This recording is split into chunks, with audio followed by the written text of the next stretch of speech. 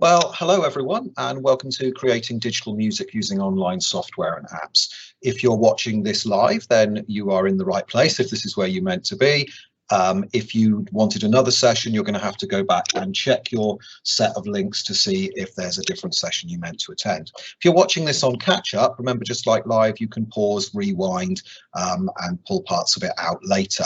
I'm going to be whistling through quite a lot of content today around this subject. So there is a link there on the screen, a QR code that will take you to that Wakelet, which is a list of all the resources and links. I'll put that back up later in the session because it really is very useful, and I think it would be the best way for you to kind of grab everything that's going on in the session, because there will be too much to write down as we go. So we've got about 40 minutes together now. I'm Anthony Lees. I'm Deputy Head at Westcliff School, which is part of Cornerstone Academy Trust that are running the festival these 2 days. And one of my passions is technology, and another one of them is music. So this is a session that's very, very close to my heart. And I think why do music is always something that music teachers, and I'm going to assume if you're at this session that probably you're a fairly kindred spirit. We always find ourselves having to justify. I think, you know, that quote by Albert Einstein is very relevant, because I'm going to save myself time in defining it, because, as I say, I assume you're with me already. And I think on the EdTech front, it's very interesting to look at how that relates to music, which is what we're going to be doing this session. One of the things we can do is throw the kitchen sink at it with every possible app and website, and that's probably not going to be particularly helpful. Something else we can think about it is a horses for courses idea, that there will be different tools that are relevant at different points. But I think this one is probably the best analogy to keep in mind today, that it's going to be no one tool that will enable pupils to compose digitally or otherwise, but it's going to be a cumulative impact of the knowledge, experiences, skills and tools that we give them over time.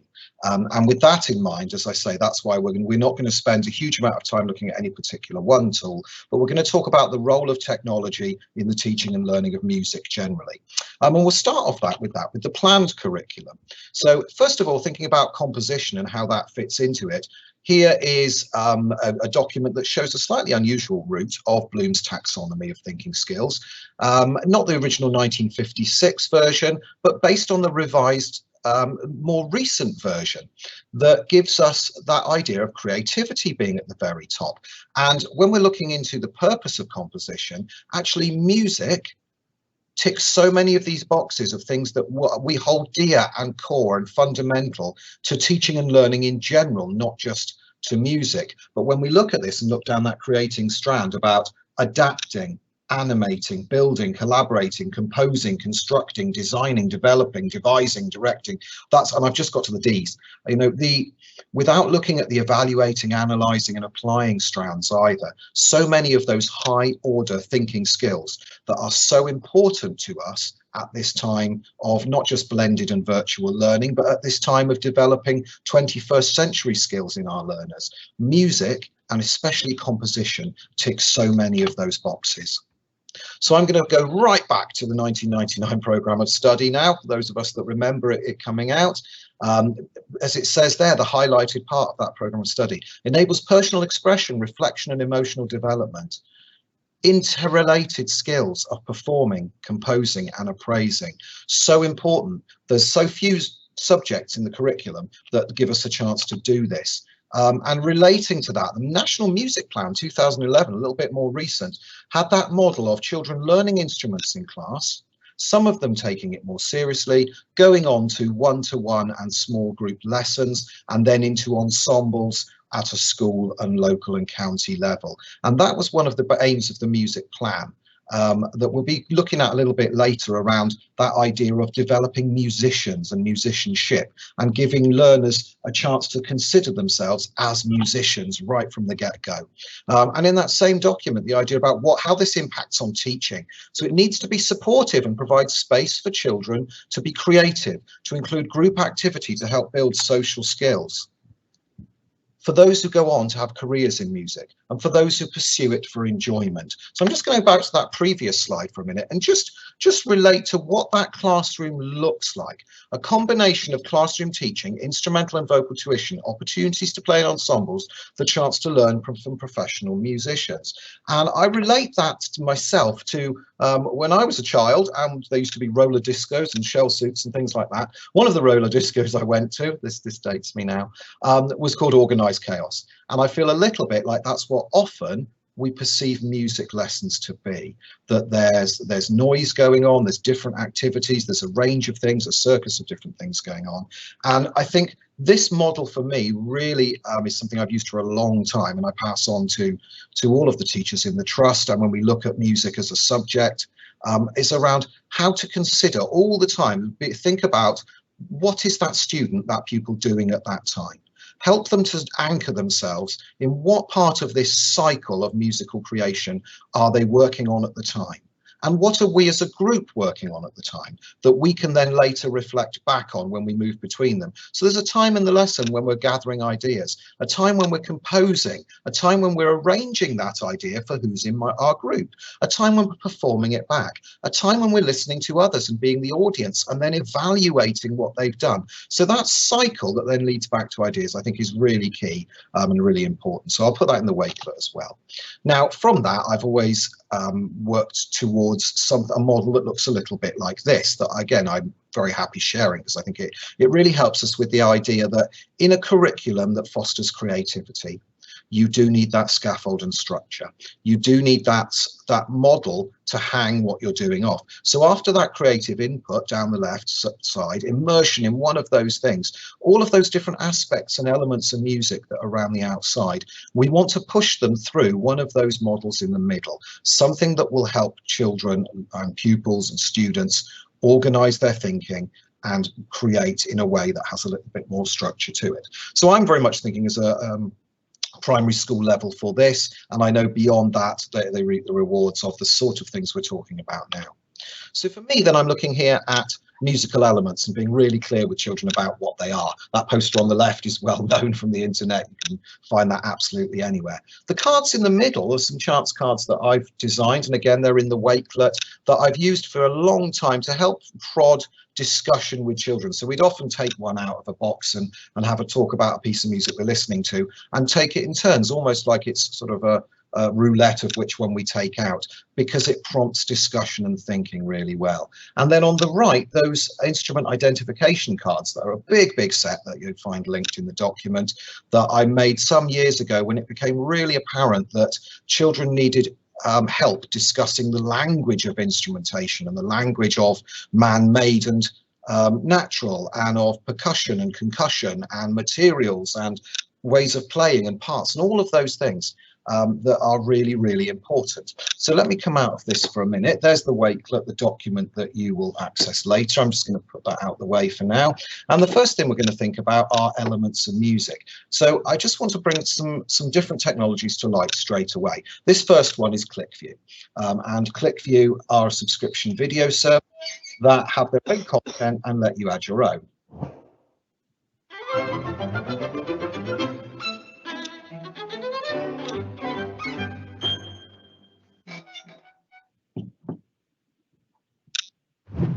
Hello. Today we are going to look at form.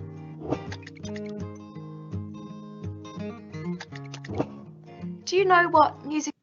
So I'm going to pause that there because it's an 8-minute video, and I think it's just relevant to us so that we understand that actually some of what I'm going to look at today is services that you might already have in school. And ClickView is one of them that is well worth a look if you don't have it, and I've linked to it as well, because it has so much curriculum content of different types that are well worth looking at and exploring to consider what they do have for you. Let's move forward to this now. So I'm not going to dwell on that one. And I think this monochorism is absolutely ideal. For me, it makes the most sense. Guys, rules are good. Rules help control the fun. Those immortal words, I think, always ring in my ear around music lessons. My most disappointing, worst teaching, I think, is when I'm not clear, what am I looking for the learners to develop into? They may go in their own direction. They may take charge of it and go in a direction I hadn't intended. and hadn't predicted, but I do need to know what am I expecting from them. So with that in mind, we're going to spend some time looking at structures and frameworks in music and how technology can support that. So a story approach, you know, this is from The Snow Dragon, which is a great book. Hanging progression in structures in composition of stories is brilliant, and once you start mapping out story plans and considering the instruments and the moods and the speed of play and using those elements of music to help you with that, that's a really nice way in. I think graphic scores can be an incredible way. So most people I think are a bit familiar with graphic scores. If you're not particularly, then it's around using some sort of visual to help you organize the music. So in this place, this is 6 boxes long, so 2 rows, that could be 12 different beats all played, or it could be 2 rows of 6 that are played at the same time. And you can see there's a key so that when you play, when you look at land on each box, you know what instrument to play. You could organize that by different people playing each instrument, couldn't you? You could have a child pointing at a box and everyone plays the instrument in that box, or you could be counting it in beats along. It's up to you entirely with that. I think something that can be really helpful is to look at ways to organize content as well. So this is Microsoft Whiteboard, which I'm going to show you because we're an Office 365 organization. All whiteboard apps will do more or less what I'm going to show you now. Here you can see I'm loading it in the browser. There it is. Actually, if I load the app for you and show that as well, here it is. So the app version on the desktop, then we get a similar thing. And here, visuals of sound stories are really, really useful. So I'd start right down in early years with this one, and we'll make the sounds. Okay, so we can do moo, ba, and so on. And kids love to be the conductor. Straight away, teaching them to use the pointer or the mouse or a stick to conduct the play is really important. In this context, we can do a story walk. So we're going to do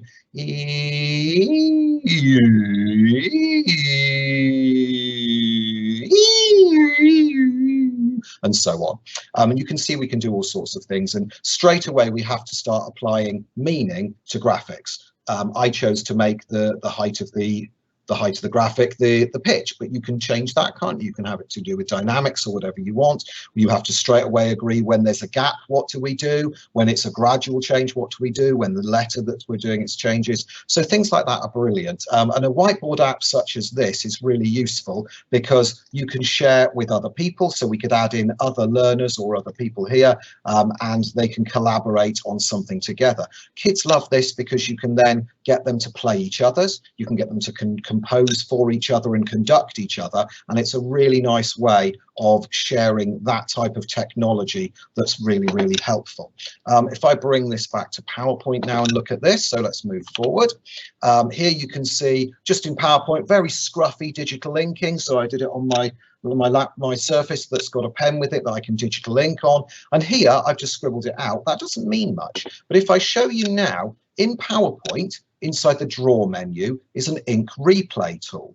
And that lets me straight out just record my inking. So I just recorded this earlier to show you, and you can see when I click ink replay, it's doing it at its own speed, which is a bit fast for me to go with, but actually I can grab that cursor, drag it back, and then gradually do that based on the speed I want to go. So it's a really nice way, again, because PowerPoint is something just like for equivalent versions of presentation software that works in the browser, works, you know, most schools now have either PowerPoint or the Google equivalent or an Apple equivalent, and being able to do that so that you can first of all prepare scaffolded versions for learners to try out on their own, but then let them create their own versions for others to look at, is a really nice use of that tool.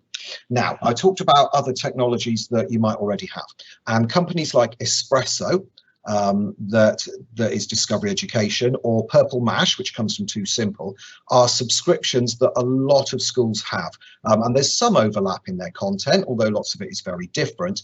And some of the things that are worth sharing are perhaps how they tackle some of these graphic scores and things. So again, lots of these sites, music often doesn't have a huge budget attached to it, but hijacking resources that are already provided for other areas of the curriculum can be really significant. So let me come out of Whiteboard here, and let's go into this Purple Mash tool to start with. So I'm just going to start filling in. Here we go, and I'm just starting to build parts here. Let's play that. So straight away, right from early years, I can teach children about instrument parts, about beats and counting, about volume relative to other parts. I can talk to them about a transport control at the top with play and things like that. There we go. So, and as well as actually changing the sounds that are there. When I move on from that, I start to have other sounds that I can use and start to be able to consider what's going to go into other places. So here we've got a slightly different take on a similar tool. But from this PowerPoint, you can see that there's lots of activities like this that start to marry up sequencing. You know, the one on this top left corner where you're starting to build patterns with different instruments and samples, just teaching that idea about transport control, graphics, timelines, counting in beats, all of those things that actually really hard to get children to appreciate texture in music when they can only play one instrument at a time. As soon as you can make something and compose like this, you can have conversations about texture at a very early age. Okay, let's move on a little bit. So from that, graphic scores, here's some nice examples of various projects to do with this rhythm square is great, and dropping notes, beats and things on each side of here. You can play it in any direction. So what's really nice is to make this out of hoops or out of skipping ropes in the middle of the playground or the class, have everyone sit round it, and then you can drop bean bags in each square and you can play each 4-beat pattern in any direction. Then if you put a few around, you can get children to drop their own in, and then you can get them to try and work out what a line other people were playing. This is an African Kahurva pattern, which is nice. You play it along, but you can do different things and decide, is this clapping and this making a vocalization, what changes with the size, all sorts of activities like that. Note counting with numbers, really helpful. 1 and 2, 3, 4, 1 and 2, 3, 4. Straight away giving that emphasis and syncopation and ideas about those things to children. Here's a previous step to that, using rhythm strips, which again starts to evolve that idea about graphic scoring with symbols having meanings and a transition between the two.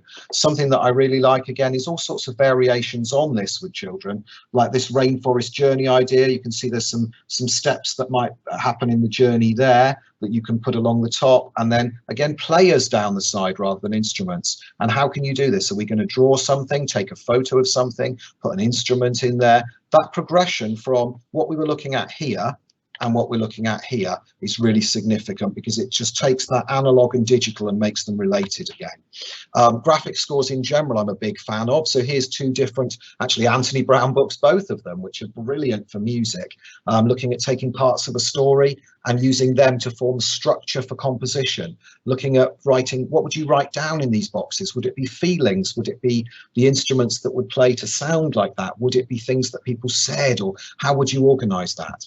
And also poetry, I think, is a great way in. Here you've got Stopping by Woods on a Snowy Evening by Robert Frost, and using the stanzas in that really is a nice way to organize composition.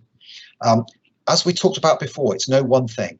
And getting children used to songs and song structure, and that is a really great way to help them into composition later. So here, Firework by Katy Perry. You can see I've organized, there's 4 chords in that and they repeat, so it's a great choice. You can have guitarists, ukulele, string players. There's my chords as well to help. And here they're color coded by the chords, so G, A minor, E minor, C, and then it goes back again. So a way to help children understand that is a nice way in. If we look at singing resources particularly, I'm going to show you some Sing Up resources now. This is nice because, first of all, these are some warm-ups that I really like. 1 1 2 1 1 2 3 2 1 1 2 3 4 3 2 1 1 2 3 4 5 4 3, and so on. And you can do 8 8 7 6 8 7 6 8 8 7 8 8 7 6 7 8 8 7 6 5 6 7 8, and so on.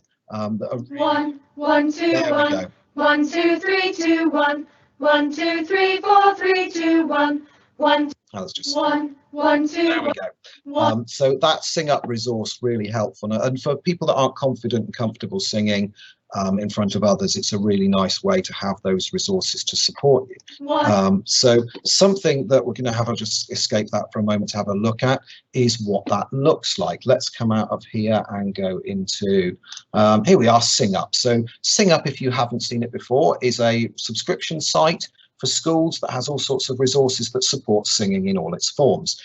Here's Rockstar, so some very contemporary stuff. And you can see I get the words there used. I can change the speed.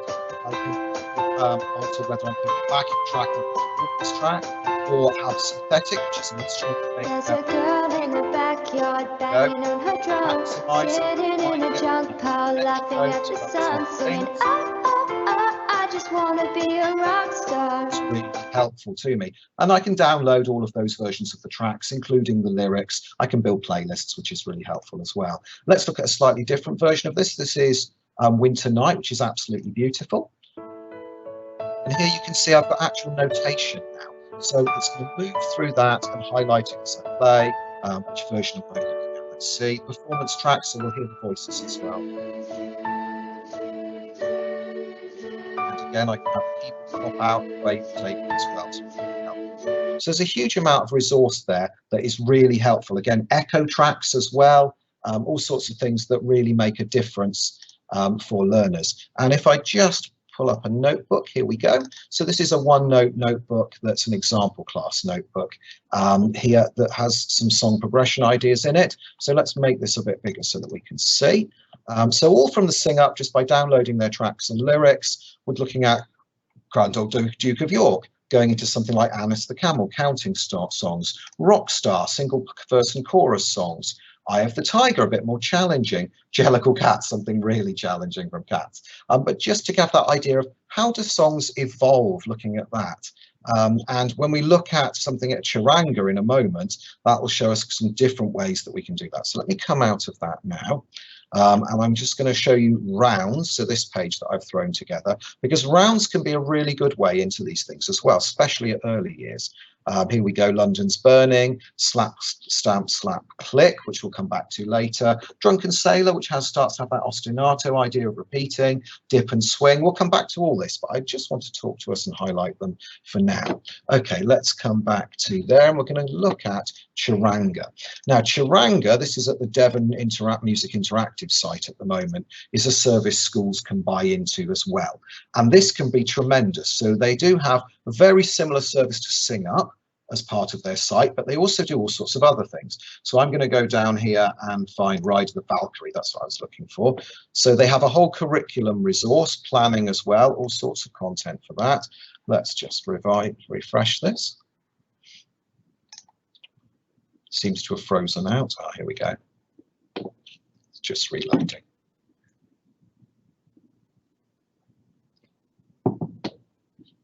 And that's taking too long, so I'm not going to show you that now. We'll move on from it and come back to it later. Here we go. Something that is well worth looking at, if you don't have it already, is something like VLC Player, which will play almost any video and audio format without you really having to think about it. And I think that's probably something that is just worth a download. It's in the Wakelet as well. Now, onto proper notation when we get to that. This is something that can be tremendously helpful to learners to introduce. You can see some of the examples I showed earlier have this about it. This example here is Finale Notepad. And I'm just going to bring back that notebook I was looking at because I think it will help. Here we go. I've got a page here on structure. Finale Notepad is the free version of Finale, so schools can download this and install it for free. Here we go, composing. So following a structure, and I think a lot of the ways into this with learners is to show them different versions of what's possible. So things like ABA structure, looking at rondo form, ternary form, all sorts of things that we can talk about with very young learners. La la la la la la la la la la la la la la. So straight away identifying with really familiar songs, where are the places where the tune echoes? Where are the places where the tune does the opposite when it repeats? Where are the places that repeat? Where is the place that it repeats every time but is different the last time? Conversations like that are really easy to have, because once you've had that conversation with a child, you can then go on with something like Finale Notepad. Here it is, to look at editing that. So quite a lot of complicated menus, but we can simplify this out. Right here, I can straight out grab the note I want to put in and drop it in and play it. And because with something like this, it's not just a music notation writer, but I can actually play it back.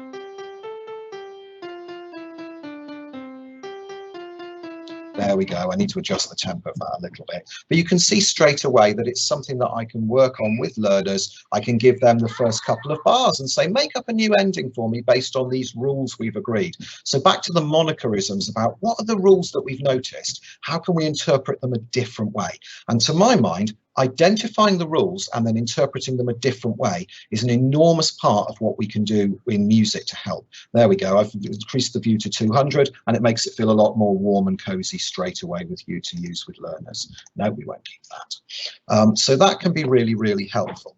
Let's move forward. Okay, so looking at listening with learners now is a tremendous part of what we're doing now. Let's look at this Classical 100 because I'm not sure how many people will be aware of it. Classical 100 as a website, here it is by the AVRSM, and it's a tremendous resource of 100 pieces played by orchestra, mostly, that you can interpret. So I showed you Ride of the Valkyrie, but actually let's just reorganize it. Which ones are storytelling? Which ones, let's organize it by elements of music. Pitch, there we go. And I can have those that focus, you can see it's highlighting them differently. Let's organize by instrumentation. And you can see it identifying for me which ones have the different focus. Here we go, by location. That's tremendously helpful. Let's go back to the beginning and I'm going to look for one more time. Here we go. Nope, can't find the one I was looking for. So let's go for that. There we go. And from here, I can have information about it. It'll tell me, give me a little bit of information on the movements. It'll tell me about each aspect of it, and I can play it. So if nothing more than having a jukebox that I can share with my learners is really, really helpful. And I think having that information in one place with information around it, it also gives me some challenges and activities. But classical100.org is a tremendous, tremendous resource to be able to access. Now, we looked at charanga a minute ago, so I'm not going to go back to that. What I am going to do with you is look at composing.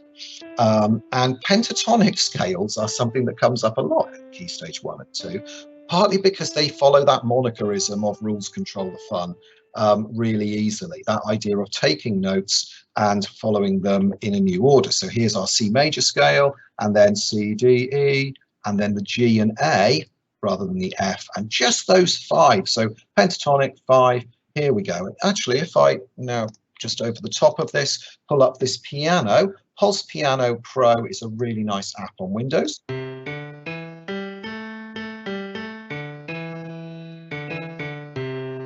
We can follow that pentatonic rule there. This is a really nice app, lets you have different piano sounds, adds in a metronome, lets you have 2 rows on a device. You can split it that way and double up to see so that someone on the other side can play the other part. So if you've got a touch device, then that is a brilliant way for learners to be able to actually organize something new within their playing. Let's breathe for a second because that was quite a lot of content.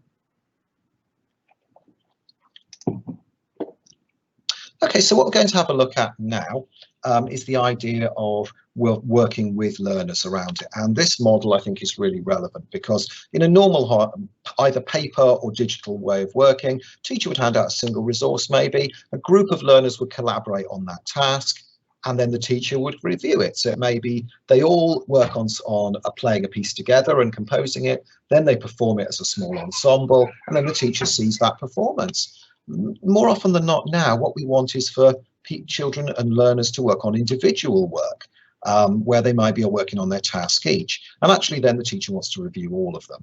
Now this can be the road to madness in those 2 places. They are definitely the points of stress. How do you give digital work to learners? And how do you receive it back in from them in a way that makes the document management of it not horrific? Well, that's something we're going to have a look at now, largely based around the idea of rhythm and pulse. So here's some rhythm ideas just on paper that we've looked at before.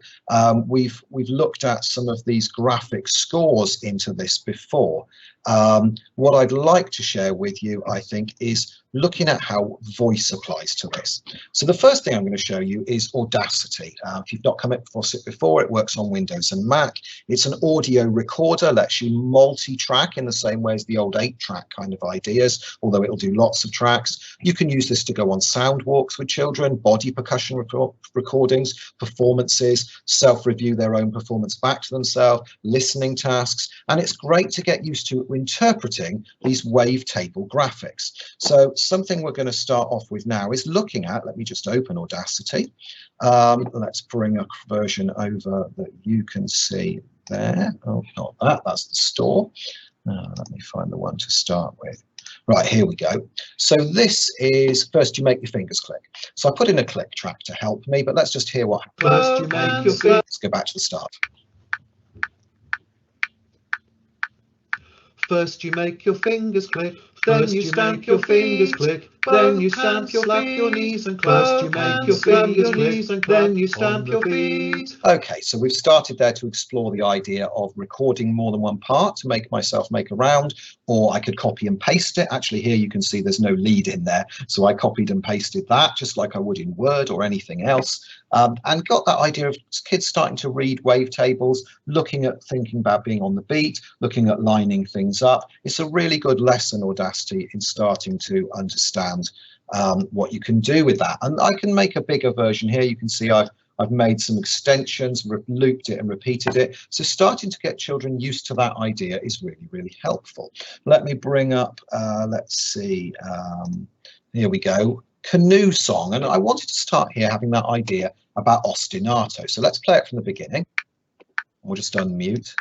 My paddle's clean and bright, flashing with silver, flashing the wagon's flight, dip and wagon's flight, dip and swim bright, dip and swim bright, dip and swim bright, dip and swim bright, dip and swim bright, dip and swim, and so on. But I think with children, again, you can download this from the Windows Store or from online or from your Mac store just as easily. I've linked to some iPad and Android equivalents that you can download for free as well in the document. But here, having the idea of a timeline, having different parts down the side, having a transport control that lets you organize the play, stop, rewind, all of that like an old CD player, and having parts with graphics that you can work on. You can really see, I hope, how what we were looking at earlier links to this way of thinking about things.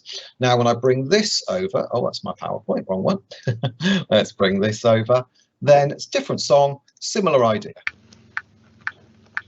I throw my hands up in the air sometimes, singing. I throw my hands up in the air sometimes, singing. I throw my hands up in the air sometimes, and singing. So with children, looking at ostinato can be a great way in to making parts in music as well. Having, rather than starting with harmony, often starting with, can we take part of our tune and can we repeat it and will it fit in and sound complementary? Things like that can be tremendously helpful. I'm going to share with you now another tool that is really brilliant for across the curriculum, but especially in music, I find this wonderful. Here is Flipgrid. Flipgrid lets you have an account, and then the learners don't need an account, they just respond to yours, so there's no logging in by them needed really. So that's very nice and safe. And here you can see I've set up some different grids or ideas. Let's go into one of these and have a look. So here I've proposed an idea for the learners, and you can just make some comments, you can put a graphic up, you can record your own short video. So here I pre-record. Hello everyone. Today we're going to look at Rhythm in Pulse, Purple Mash. So I've given you the link to Purple Mash to this. Okay, now what we want to do. So you can see you can make small videos that support the task. And then all of these responses by these learners are all children that have clicked on mine and then clicked to film my own, and they've done the task I wanted them to, which actually was to use this Purple Mash task to make their own pattern and then perform it back to me with body percussion. And they filmed that and responded to it. And I can look through all of them and give them feedback. I can respond to them. I can share their responses to others. I can make a mixtape, a bit like an old-fashioned mixtape, of good ones that I want to share back, that I want other people to see. And all of the management of that audio and video content happens within Flipgrid. You can film your desktop as well as you're filming your own video and camera. So it's very, very useful in that way. Right, let's move on a little bit. Now, something that we haven't quite touched on. Oh, that's not what I wanted. I've gone right back to the beginning. Let's go back to where we got to before. Here we go. It's just briefly to look at the idea of instrument trainers and programs. And I'm not going to spend much on time on these, but things like Smart Music or Musician, which are websites and apps, really help, especially at this time of virtual learning, we find, because it's a service where the learner will play their own instrument and the tool will listen to them and then give them feedback on what notes they played correctly, at the right pitch, at the right time, and so on. So services like that I'm not really going to dwell on now, but are definitely worth mentioning. Now, probably the guts of today is around to DAW or not to DAW. DAW is a digital audio workstation. It brings together that idea of MIDI sounds that are computer based. It brings audio recordings, it brings samples together, it lets you plug in real instruments, and in that way lets you really bring all of the different aspects of music together. Historically, this was very difficult, very complicated, and a very technical task to achieve, even on one device. So doing it with a class of learners is really tricky. Here I'm going to show you BandLab, which is a website that lets you do well, exactly that. Here's a document management area where you can see I've set up a class and I'm setting them assignments to do, and it looks very similar to the type of assignment work you'd see in other things. But here I'm working with, if I just escape out of this, you can see it now. If I bring that browser back up, here we are, the BandLab interface. So here I've got my samples library down the side. I've got some tracks here. Let's just rewind and play. Very similar transport control that we're used to seeing. I can record audio from my microphone multiple times. I can have the saxophone. I can plug in. Slightly dreadful sounding chaos at the moment because I've just taken that upside down pyramid idea to help learners get used to gradually introducing and removing things rather than going crazy all at once in a brick wall style. But that is really helpful because it's all browser based. So there's none of the fuss and faffing with setting up plugins and organizing the way the software behaves on your device, because it's all in the browser. Equally, there's mobile apps. Certainly I've got the iOS app, and I think there's an Android version. I can check and put that in the comments as well, that really help to make this useful. You can also do things like uploading sounds that you already have. So here's a recording Pachelbel's piano that I dragged in from the browser, and it's let me add it in as a track. That's really handy because now you can see I've made a voice track just by adding a new one from there, and there we go, drag or drop a loop. I can now start a new track and now contribute on top of it. So it really scaffolds all sorts of activities in that way. Let's put them out the way for a minute, and that one now that we're back there. There we go.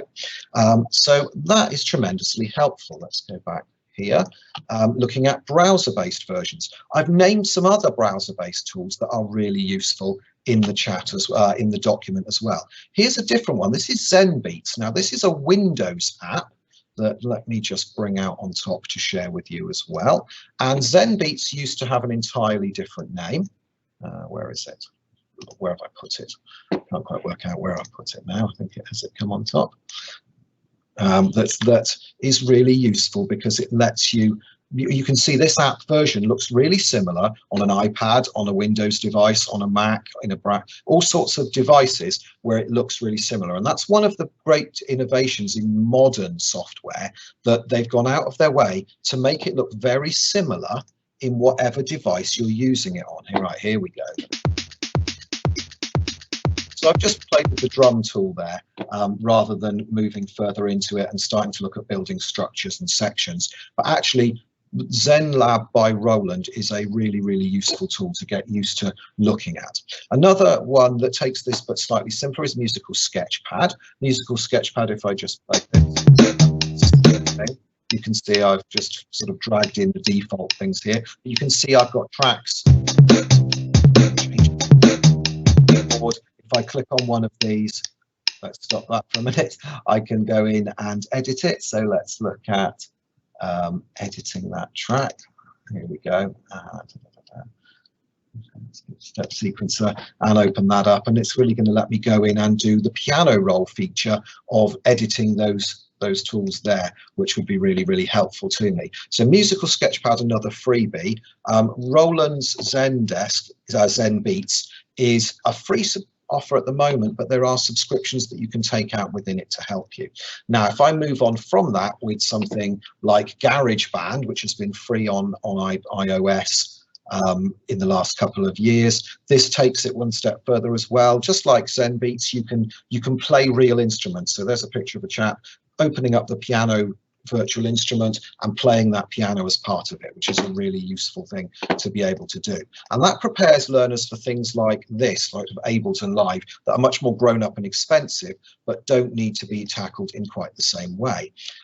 When I think about what it is to look at sequencing as part of a DAW and edit pre-made samples and loops and things like that, to me, tasks like this, that again, take it back to structures and to compositional ideas, are really helpful. I think I'm nearing the end now, but I'm just going to share with you this, which is Watch me, watch me, flying through the sky, dabbing as I fly. I'm in outer space, actually in outer space. Look to my left, what do I see? I see the Milky Way. Look. And there's my daughter, actually, a few years ago, with her space journey composition, using that story flow to help her graphics score out her ideas, taking some songs that already exist and reworking the lyrics, working out how to put them together in Audacity to change the backing tracks, and that what becomes a really technical skill with then performance on the top. And when I think about how that then fits with something that is much more mature, so this is her a couple of years later in her early teens, having taken those skills that we applied earlier, being able to combine the knowledge of structures, of texture. Was there a tear in the seam or a monster? You can see she's really using those simple DAW features to great effect. We're all human, right? I make mistakes like you do not. Okay, there we go. So I think that's really worth sharing, because it just highlights the progression, I think, in these things that help to share what we might want to do. Now, there's nothing in the Q&A at the moment, so I'm just going to remind you at the end that if you're watching this live or on catch up, what you can do is go and find the link to that Wakelet and access all those resources. You can find me on Twitter as @AnthonyLees. And I post this kind of information quite regularly. And if you want more information on the EdTech Demonstrator project that has led to us running this event, then @TCAT_EdTech is on Twitter, or ed-tech.education is the website for it. Thank you for attending. Bye.